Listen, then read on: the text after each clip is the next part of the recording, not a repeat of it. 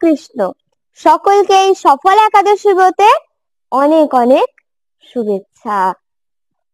এই একাদশী ব্রত আমাদের সকলে পালন করা উচিত।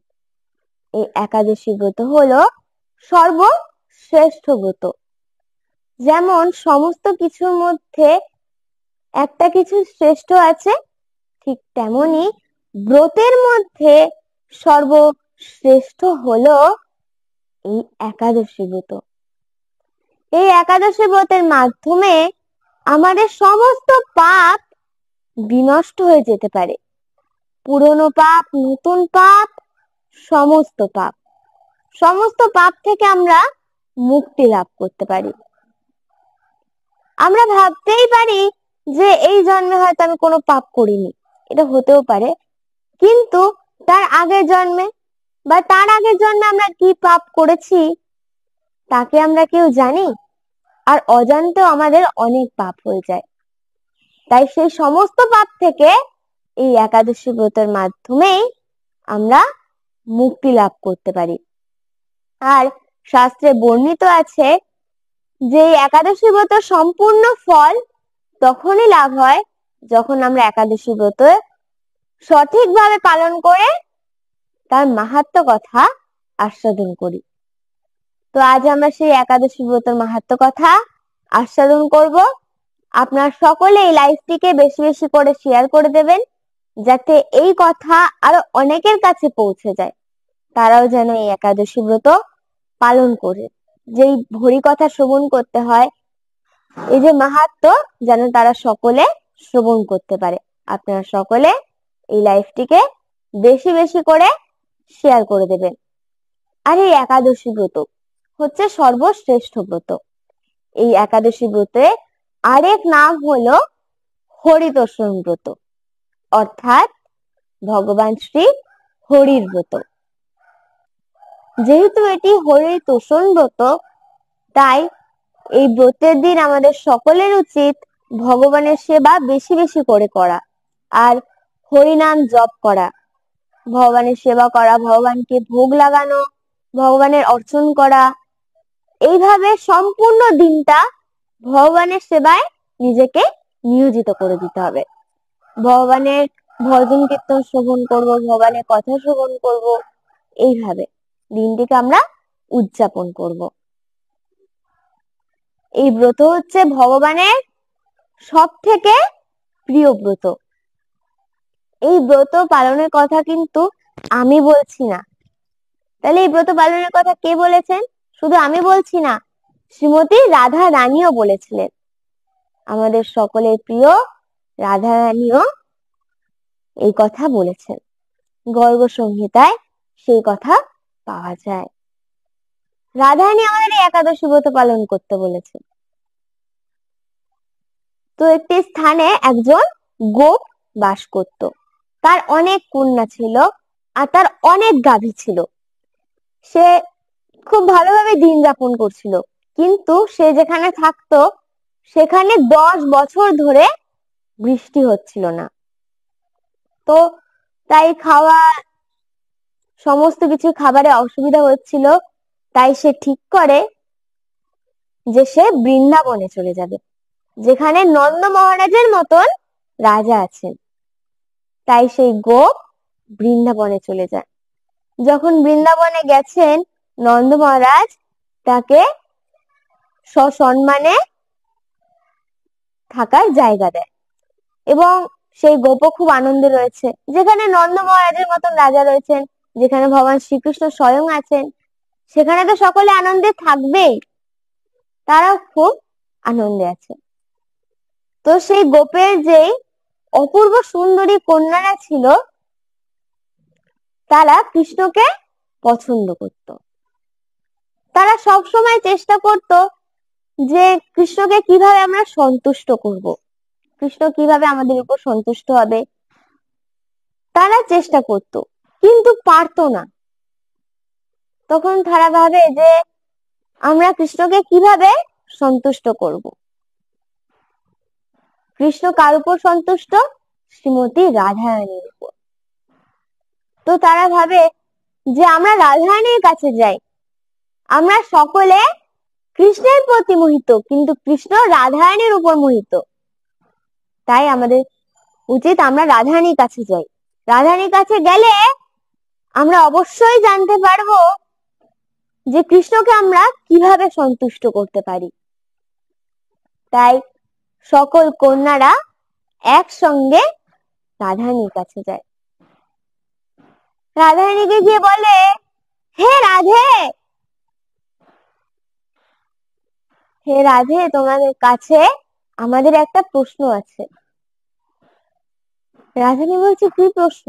যে হে রাধে, আমরা সকলে কৃষ্ণের প্রতি মোহিত, কিন্তু কৃষ্ণ তোমার প্রতি মোহিত। হে রাধারানী, এমন কি কর্ম আছে বা কি ব্রত আছে যার মাধ্যমে আমরা কৃষ্ণকে সন্তুষ্ট করতে পারবো? যখন এই কথা বলেছে তখন রাধারানী বলে, ভগবান শ্রীকৃষ্ণের সব থেকে প্রিয় ব্রত এই একাদশী ব্রত তোমরা পালন করো, তাহলে তোমরা অবশ্যই কৃষ্ণের সব থেকে প্রিয় হয়ে উঠতে পারবে। আমরা সকলে চাই তো ভগবান শ্রীকৃষ্ণের প্রিয় হতে, সকলে চাই তো, তাই না? তাই আমরা যদি ভগবানের প্রিয় হতে চাই তাহলে কিন্তু এই একাদশী ব্রত পালন করতে হবে। আর সেই কথা কিন্তু রাধারানী বললেন।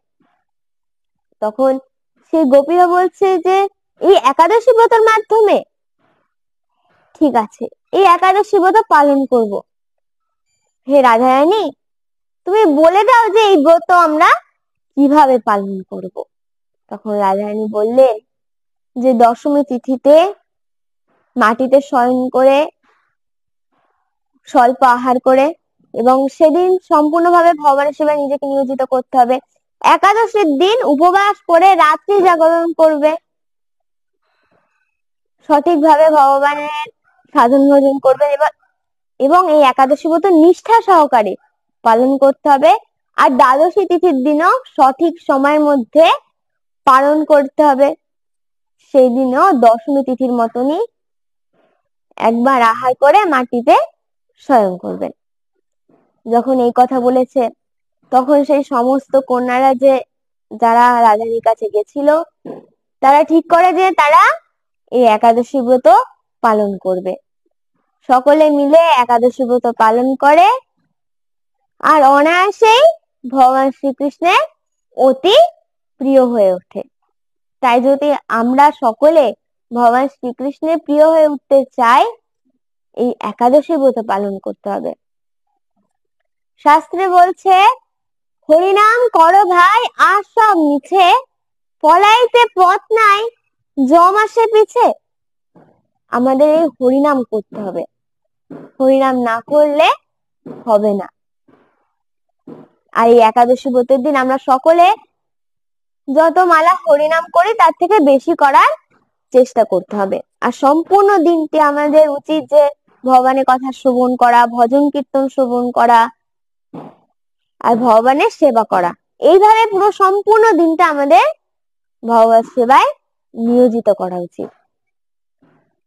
আর এই একাদশী ব্রত সর্বশ্রেষ্ঠ ব্রত। আর আজকে আমরা সফল একাদশী ব্রতর মাহাত্ম্য কথা আস্বাদন করব।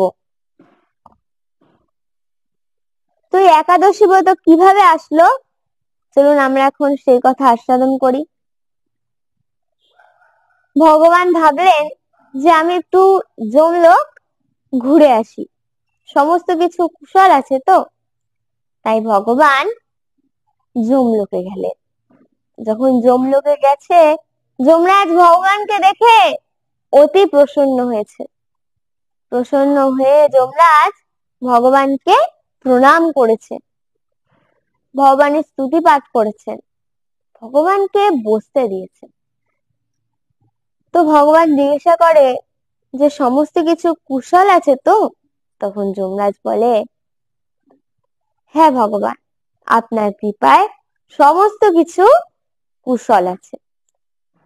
তখন হঠাৎ ভগবান দক্ষিণ দিক থেকে এক আর্তনাদের শব্দ পায়।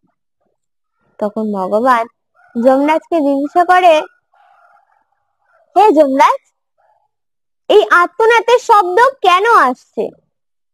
তখন যমরাজ বললেন, হে প্রভু, যারা এই দুর্লভ মানব জন্ম পেয়ে আপনার সাধন ভজন করে না, তাদেরই তো এই দুরবস্থা প্রভু।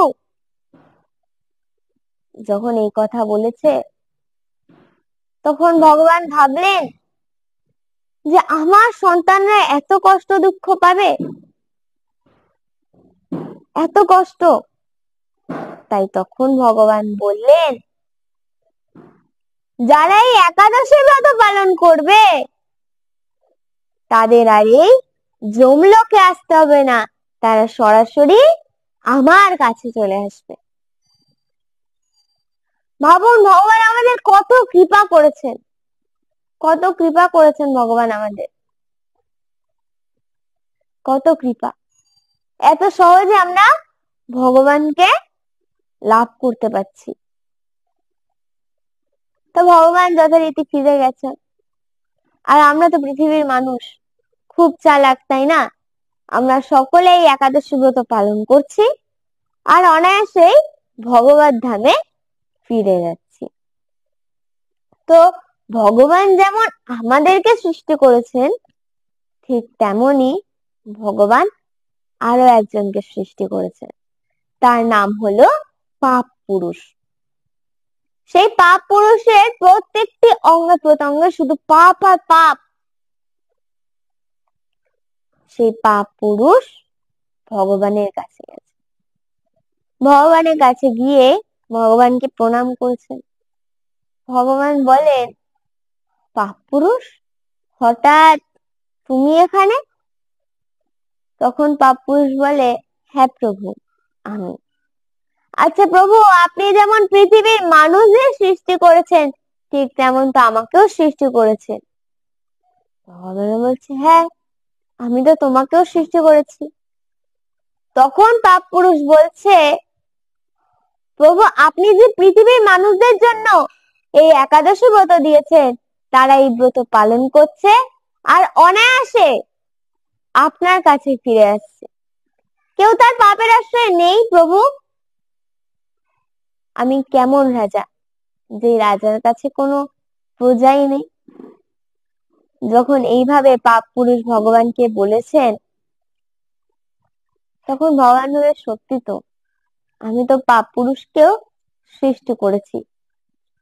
তাই তখন ভগবান বললেন, হে পাপ পুরুষ, এই একাদশী ব্রতের দিন তুমি পঞ্চ রবি শস্যের মধ্যে প্রবেশ করবে। যারা এই একাদশী ব্রতের দিন পঞ্চ রবি শস্য গ্রহণ করবে, তারা পাপের আশ্রয়ে চলে যাবে। এই একাদশী ব্রতের দিন আমাদের কখনোই পঞ্চরবি শস্য গ্রহণ করা উচিত নয়। পঞ্চরবি শস্য কি কি? ধান, গম, যব, ভুট্টা, সরিষা। ধান থেকে যেমন চাল হয়, গম থেকে যেমন আটা ময়দা। ধান, গম, যব, যব থেকে যা যা হয় খাওয়া যাবে না। ধান, গম, যব, ভুট্টা, ভুট্টা থেকে যা যা হয় খাওয়া যাবে না। ধান, গম, যব, ভুট্টা, সরিষা, সর্ষের থেকে যেমন সর্ষের তেল।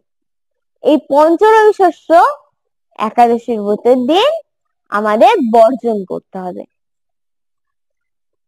নাহলে কিন্তু আমরা সকলে পাপের আশ্রয়ে চলে যাব। তাই আমরা সকলে এই পঞ্চরবি শস্য বর্জন করে একাদশী ব্রত পালন করব। আর এই একাদশী ব্রত 3 ভাবে পালন করা যায়। সর্বোত্তম, যে নির্জলা, যে জল পান করবে না। তারপরে হলো সজলা, যে আপনি জল পান করতে পারবেন। আর তারপরে হলো সফলা, যে আপনি ফল আহার করতে পারবেন। সর্বোত্তম হচ্ছে নির্জলা। নির্জলা ভাবছে সে তো অতি উত্তম। আর আমরা তো কলিযুগের মানুষ, তাই আমরা সকলে কিন্তু নির্জলা করতে পারি না। নির্জলা, তারপরে হচ্ছে সজলা, যে শুধু জল পান করেই থাকবে। আর তারপরে হলো সফলা, যে আপনি ফল আহার করতে পারবেন। ভাবুন, ভগবান আমাদের কত কৃপা করেছেন। ভগবান প্রথমে বললেন নির্জলা করো, আমরা যারা নির্জলা পাচ্ছি না তাদের জন্য সজলা দিলেন, আর যারা সজলাও পাচ্ছি না তাদের জন্য সফলা দিলেন। কিন্তু ভগবান বললেন যে এই একাদশী ব্রত পালন করো, কারণ এই একাদশী ব্রত পালন করলে তোমরা অবশ্যই আমার কাছেই ফিরে আসবে। তো আমাদের এই একাদশী ব্রত পালন করতে হবে। এই একাদশী ব্রত হলো সর্বশ্রেষ্ঠ ব্রত। তো আজ আমরা সেই সফল একাদশী ব্রতর মাহাত্ম্য কথা আস্বাদন করব। আর তার আগে আমরা কিছু হরি কথা, ভগবানের কথা আজ আমরা এখন আস্বাদন করব। সেই অনাদি আদি গোবিন্দ, সর্বকারণের কারণ ভগবান শ্রীকৃষ্ণ, ভগবানের কথা আমরা এখন আস্বাদন করব। আমরা তো সকলে জানি যে আমরা কিন্তু আত্মা, নিজেকে যে দেহ ভাবে তার কিন্তু কষ্ট হয়। নিজেদেরকে দেহ ভাবলে হবে না, আমরা হচ্ছে আত্মা। দেহি না আত্মি না যথা দেহে কৌমারং যৌবনং যারা তথা দেহান্তর প্রাপ্তি ধীরস্তত্র না মূর্ঝতি। যেমন আমরা সকলে ছোট থাকি, শিশু অবস্থায়, তারপর যৌবন, তারপরে আমরা বৃদ্ধ হয়ে যাই। এইভাবে আমাদের শরীরে পরিবর্তন হয়। ঠিক তেমনি এই আত্মা এক দেহ থেকে আরেক দেহতে যায়, আত্মার কোনো বিনাশ নেই। এই শ্লোকটি গীতাতে আছে। আত্মার কোনো বিনাশ নেই, শুধুমাত্র আত্মা একটি দেহ থেকে অন্য দেহতে পরিবর্তিত হয়। তাই আমরা যদি ভক্তি সঠিকভাবে পালন করি তাহলে কিন্তু আমরা অনায়াসেই ভগবত ধামে ফিরে যেতে পারবো। যেমন ভদ্রশীল, এর থেকে বুঝতে পারি যে আমরা আত্মা। আমরা আত্মা, আমাদের সমস্ত কিছু মনে থাকে যদি আমরা সঠিক স্বীকৃতি করি, যদি আমরা এই একাদশী ব্রত পালন করি। তো এই ছোট পঞ্চবর্ষীয় বালক ভদ্রশীল, সে পঞ্চবর্ষীয় একজন ছোট বালক, সে ব্রাহ্মণ ঘরে জন্মগ্রহণ করেছে। সে সকলের কাছে প্রচার করত, তোমরা এই একাদশী ব্রত পালন করো। এই একাদশী ব্রত হলো সর্বশ্রেষ্ঠ ব্রত। ধারে ধারে সমস্ত দিক থেকেই কিন্তু এই একাদশী ব্রত সর্বশ্রেষ্ঠ। তোমরা এই ব্রত পালন করো, এইভাবে সকলের কাছে প্রচার করত। আর সে নিজেও এই ব্রত পালন করত।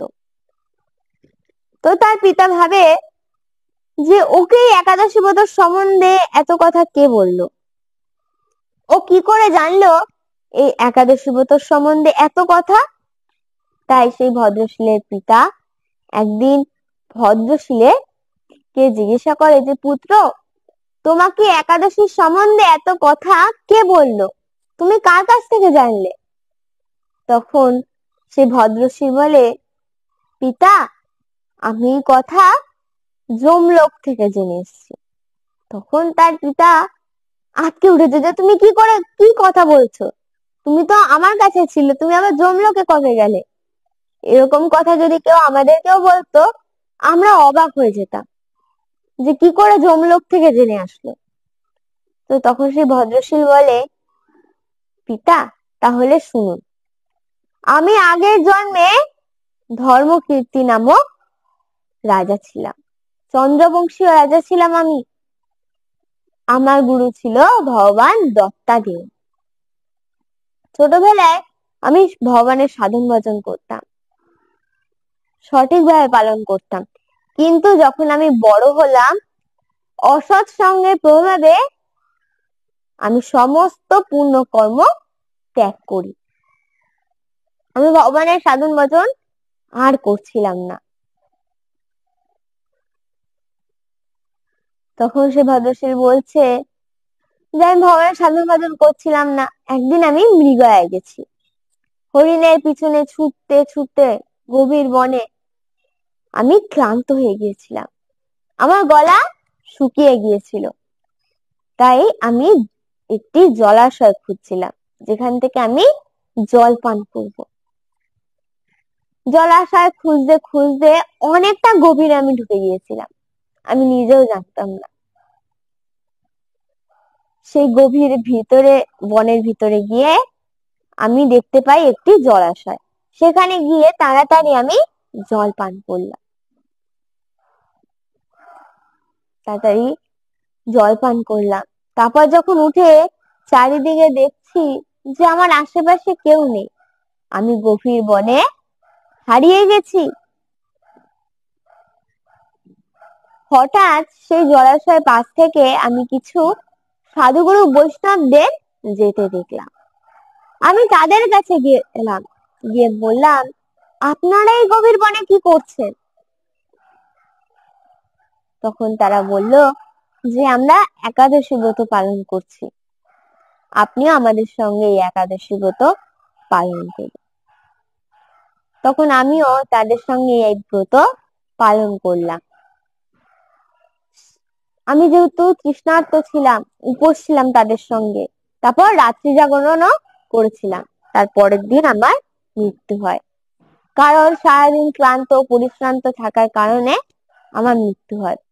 তো যখন আমার মৃত্যু হচ্ছে, আমি দেখতে পাচ্ছি যে আমাকে যমদূত নিতে এসছে। তারা আমাকে টানতে টানতে নিয়ে যাচ্ছে এবড়ো খেবড়ো রাস্তা থেকে। তখন আমি বুঝতে পারি যে দুর্লভ মানব জন্ম পেয়ে আমি কি করলাম এই দুর্লভ মানব জন্ম পেয়ে। কিন্তু তখন বুঝেও আমি আর কিছু করতে পারবো না, কারণ তখন আর আমার হাতে সময় নেই। আমাকে টানতে টানতে সেই যমদূতগণ যমরাজের সামনে নিয়ে যায়। যখন যমরাজের সামনে নিয়ে গেছে, যমরাজ অতি ক্রুদ্ধ। সে চিত্রগুপ্তকে বলে, চিত্রগুপ্ত ওর খাতা খোলো। চিত্রগুপ্ত খাতা খুলে দেখছে যে শুধু পাপ আর পাপ, পাপ আর পাপ। হঠাৎ চিত্রগুপ্ত কিন্তু বলে, যে কিন্তু কেন বলছো? যে একটা একাদশী ব্রত পালন করেছে। তখন যমরাজ বলছে যে কি, ও একাদশী ব্রত পালন করেছে? এই কথা শুনে যমরাজ স্যার সিংহাসন থেকে পড়ে গেছে। তখন সাথে সাথে যমরাজ তার যমদূতদের ডাকলেন এবং বললেন যে শোনো, কার স্থানে যমলোক? যাদের কপালে তিলক থাকবে না, গলায় কণ্ঠী মালা থাকবে না, যারা হরিনাম জপ করবে না, যারা একাদশী ব্রত পালন করবে না, যারা ভগবতীয় কাজকর্ম করবে না, তাদের স্থানে যমলোক। আর কাদের তোমরা আনবে না? যাদের কপালে তিলক থাকবে, যাদের গলায় কণ্ঠী মালা থাকবে, যারা হরিনাম জপ করবে, যারা একাদশী ব্রত পালন করবে, ভগবতীয় কার্য করবে, তাদের স্থান এই যমলোক নয়। তো তখন সে ছোট ভদ্রশীল এই সমস্ত কথা বলে, যে আমি সমস্ত কথা যমলোক থেকে জেনে এসেছি। এই একাদশী ব্রত আমাদের পালন করতে হবে। এই একাদশী ব্রত পালন না করলে হবে না। এই ব্রতের মাধ্যমেই কিন্তু আমরা ভগবত ধামে ফিরে যেতে পারি। যেমন একটি দাবানলের অগ্নি যখন বনে লাগে, সেই অগ্নি ভাবে না যে আমি এই বৃক্ষটিকে পোড়াবো আর ওই বৃক্ষটিকে পোড়াবো না। সেই অগ্নি সমস্ত বৃক্ষ রাশিকে পুড়িয়ে ছারখার করে দেয়। ঠিক তেমনই একাদশী ব্রতের কুঠারে আমাদের সমস্ত পাপ বিনষ্ট হয়ে যায়। তাই আমাদের এই একাদশী ব্রত পালন করা উচিত। আর শাস্ত্রে বর্ণিত আছে যে একাদশী ব্রতর সম্পূর্ণ ফল তখনই লাভ হয় যখন আমরা একাদশী ব্রতর মাহাত্ম্য কথা আস্বাদন করি। তো এখন সেই মাহাত্ম্য কথা আমরা আস্বাদন করব। চলুন এই সফল একাদশী ব্রত মাহাত্ম্য কথা আমরা এখন আস্বাদন করি। পৌষ মাসে কৃষ্ণপক্ষের একাদশীর নাম সফলা। ব্রহ্মাণ্ড পুরাণে যুধিষ্ঠির শ্রীকৃষ্ণ সংবাদে এই তিথির মাহাত্ম্য বর্ণনা করা হয়েছে। যুধিষ্ঠির মহারাজ বললেন, হে প্রভু, পৌষ মাসে কৃষ্ণপক্ষিয়া একাদশীর নাম, বিধি এবং পূজ্য দেবতা বিষয়ে আমার কৌতূহল নিবারণ করুন। ভগবান শ্রীকৃষ্ণ বললেন, হে মহারাজ, আপনার প্রতি স্নেহবশত সেই ব্রত কথা বিষয়ে বলছি। এই ব্রত আমাকে যেরকম সন্তুষ্ট করে, বহু দান দক্ষিণা যুক্ত যজ্ঞাদি দ্বারা আমি সেরকম সন্তুষ্ট হই না। তাই যত্ন সহকারে এই ব্রত পালন করা কর্তব্য। পৌষ মাসে কৃষ্ণপক্ষিয়া একাদশীর নাম সফলা। নাগদের মধ্যে যেমন শেষ নাগ শ্রেষ্ঠ, পক্ষীদের মধ্যে যেমন গরু শ্রেষ্ঠ, মানুষদের মধ্যে যেমন ব্রাহ্মণ, দেবতাদের মধ্যে যেমন নারায়ণ সর্বশ্রেষ্ঠ, তেমনি সকল ব্রতের মধ্যে এই একাদশী ব্রত সর্বশ্রেষ্ঠ। হে মহারাজ, যারা এই ব্রত পালন করেন তারা আমার অত্যন্ত প্রিয়। তো ভগবানই বলে দিচ্ছেন, যদি আমরা এই ব্রত পালন করি তাহলে আমরা ভগবানের অতি প্রিয় হয়ে যাব। তাদের এ জগতে ধনলাভ এবং পরজগতে মুক্তি লাভ হবে। হাজার হাজার বছর তপস্যায় যে ফল লাভ হয় না, একমাত্র সফলা একাদশীতে রাত্রি জাগরণের ফলে তা অনায়াসে প্রাপ্ত হয়ে যেতে পারে। মহিষ্মত নামে এক রাজা প্রসিদ্ধ চম্পাবতী নগরে বাস করতেন। রাজার 4 জন পুত্র ছিল, কিন্তু তার জ্যেষ্ঠ পুত্র লুম্বক সর্বদা পরস্ত্রী গমন, মদ্যপান প্রভৃতি অসৎ কার্যে রত ছিল। সে সর্বক্ষণ ব্রাহ্মণ, বৈষ্ণব ও দেবতাদের নিন্দা করত। পুত্রের এই আচরণে ক্রুদ্ধ হয়ে রাজা তাকে রাজ্য থেকে বার করে দিলেন। স্ত্রী, পুত্র, পিতা, মাতা, আত্মীয় স্বজন পরিত্যাগ হয়ে সে এক গভীর বনে প্রবেশ করল। সেখানে কখনো জীব হত্যা, আবার কখনো চুরি করে জীবন ধারণ করতে লাগলো। কিছুদিন পরে একদিন সে নগরে প্রহরীদের কাছে ধরা পড়ল, কিন্তু রাজপুত্র বলে সেই অপরাধ থেকে সে মুক্তি পেল। পুনরায় সে বনে ফিরে গিয়ে জীব হত্যা ও ফলমূল আহার করে দিন যাপন করতে লাগলো। ওই বনে বহু বছরের পুরনো একটি বিশাল অশ্বত্থ বৃক্ষ ছিল। সেখানে ভগবান শ্রী বাসুদেব বিরাজমান বলে বৃক্ষটি দেবত্ব প্রাপ্ত হয়েছিল। সেই বৃক্ষ তলে পাপ বুদ্ধি লুম্বক বাস করত।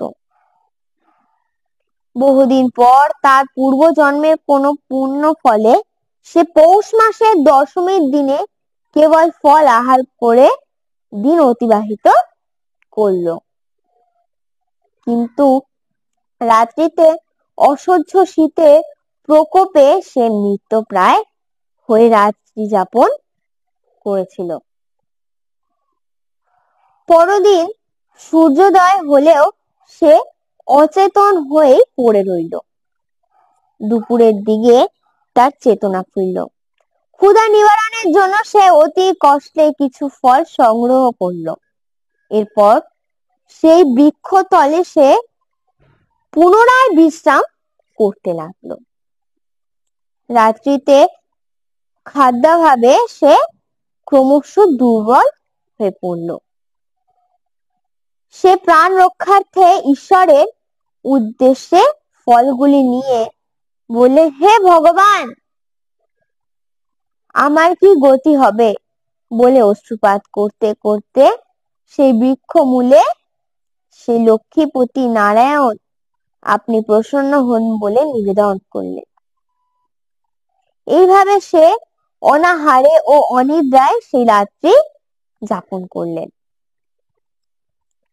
ভগবান নারায়ণ সেই পাপী লুম্বকের রাত্রি জাগরণকে একাদশীর জাগরণ এবং ফল অর্পণকে পূজা বলে গ্রহণ করলেন।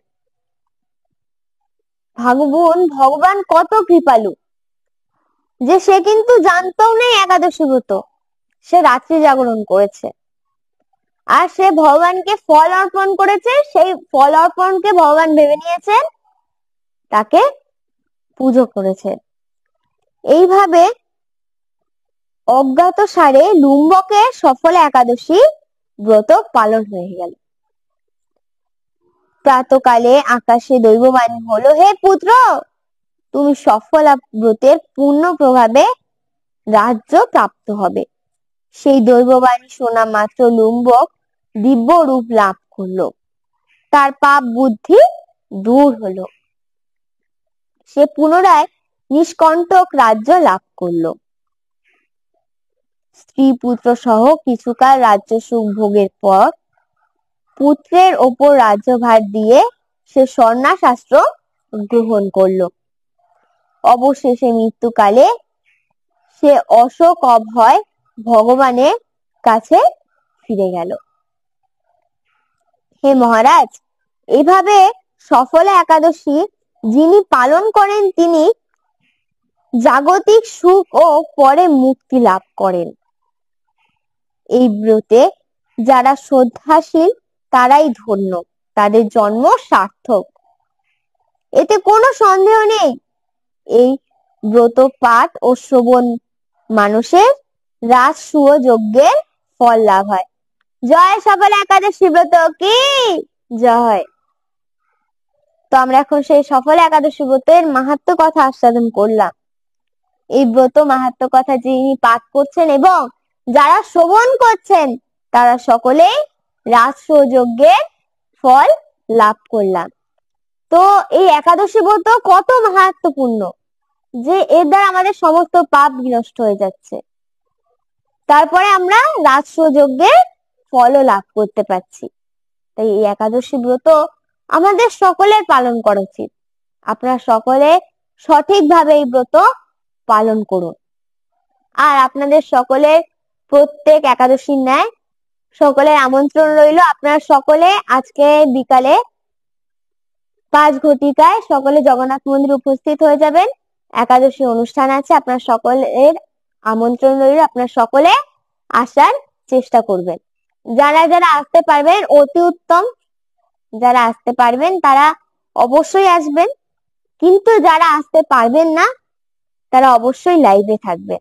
লাইভে থেকে আপনারা সম্পূর্ণ আনন্দ উপভোগ করতে পারবেন। তাই এই একাদশী ব্রত আমরা সকলে সঠিকভাবে পালন করব। আর আপনারা সকলে এই লাইভটিকে বেশি বেশি করে শেয়ার করে দেবেন, যাতে এই লাইভটি আরো অনেকের কাছে পৌঁছে যায়, তারাও যাতে এই একাদশী ব্রতর মাহাত্ম্য কথা আস্বাদন করতে পারে। তো আজকে লাইভটিকে আমি এখানেই বিশ্রাম রাখছি। আমার ভুল ত্রুটি মার্জনা করবেন। জয় শ্রীল প্রভুপাদ কি জয়, গুরু মহারাজ কি জয়, জয় জগন্নাথ বলদেব সুদামা রানী কি জয়। হরে কৃষ্ণ, হরি बोल।